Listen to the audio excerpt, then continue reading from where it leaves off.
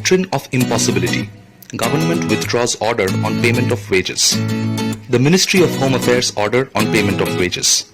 On 29th March 2020, the Ministry of Home Affairs had issued an order directing all employers to ensure payment of full wages during the national lockdown under the Disaster Management Act 2005. This had caused enormous duress to employers who were running out of the means to pay wages despite complete stoppage of work during the pandemic. Government action and intervention of the Supreme Court. Various companies across India were receiving notices from the labour offices seeking an explanation for wage cuts in contravention of the Ministry of Home Affairs order. Being aggrieved, a group of employers had petitioned the Apex Court to quash the Ministry of Home Affairs order on grounds of unconstitutionality and the Doctrine of Impossibility.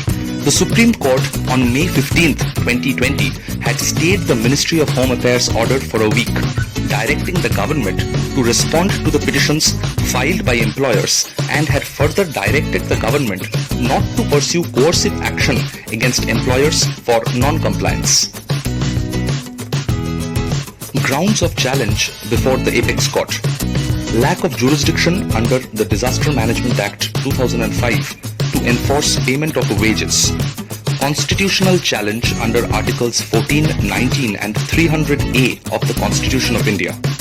Frustration of contract due to non-fulfillment of contractual obligations. Lex non cogit ad impossibilia.